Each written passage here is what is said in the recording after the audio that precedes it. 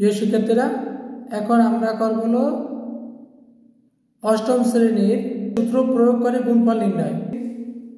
4.1 এর 3 নম্বর অঙ্ক 3 এর তাহলে প্রথমে একটা সূত্র লিখে নেই a square minus b square সমান সমান a plus b into a minus b।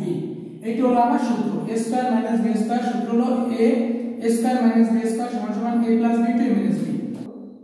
x plus y, এইটা y, x মাইনাস y, এইটা হলো a, এটা হলো b। আমরা ধরব কি এটা a, এটা হলো b, এটা a, এটা b। তো a plus b into a minus b, এই যে a plus b into a minus b, এর পরিবর্তে কি লিখতে পারি a square minus b square. a square এটা হলো a স্কয়ার মাইনাস a হলো b, এখন এইটা হলো আছে a স্কয়ার আর 7 7 কত 49, এই 49 এই হলো ক নাম্বার। খ নাম্বার আছে হলো আমার 5x 13, তো আমার আছে কি 5x 13, তো এইটা হলো a, এই 5x সহ এবারে a, 5x সহ a বলার সময় আমি বলবো কি ab, বলবো কি ab, এইটা হলো a, এটা হলো b, এই হলো a plus b, a plus b, আবার a মাইনাস b, এইটা হলো a মাইনাস b।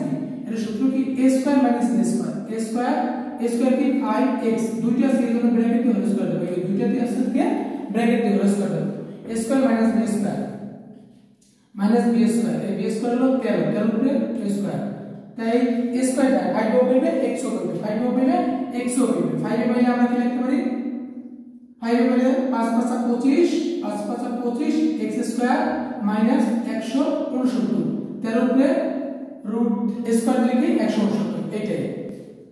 ভিন্ন একটা নিয়ম আছে ও প্লাস ও।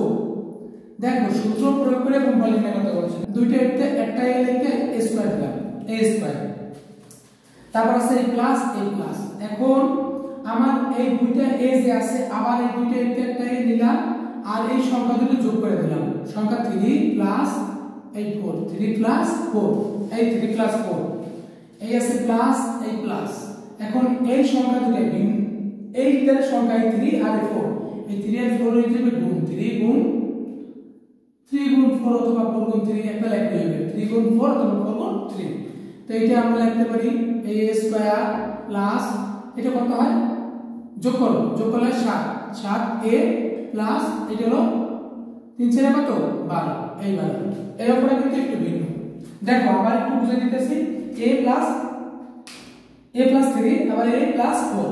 এখন আমার এটা সূত্র হলো গুণফলের যে তুমি নির্ণয় করতে দিতে এই একটা a আর a মিলে গেছে, এজন্য a স্কয়ার, তাই লিখলাম a স্কয়ার, এটা যোগ করলে কত হয় 7a আছে, এই সংখ্যা দুটো গুণ করলাম। আশা করি তোমরা এই অঙ্কটা বুঝতে পারছো। একই নিয়মের অঙ্ক আছে 6, এই 6 একটু ভিন্ন, 6a 13, এই 13।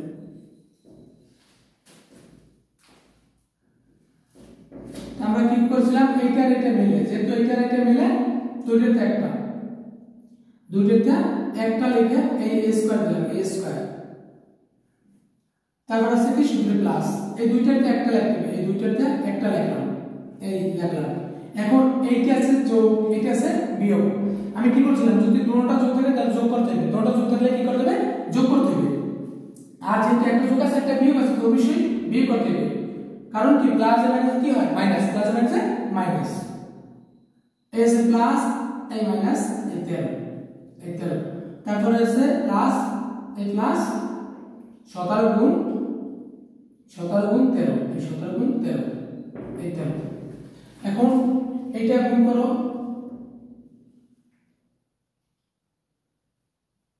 6 এর উপরে স্কয়ার দাও, 6 6 36 a square plus 3 6x into এখানে থাকে কত 13 4 থাকে প্লাস প্লাস, এটা গুণ করো 221,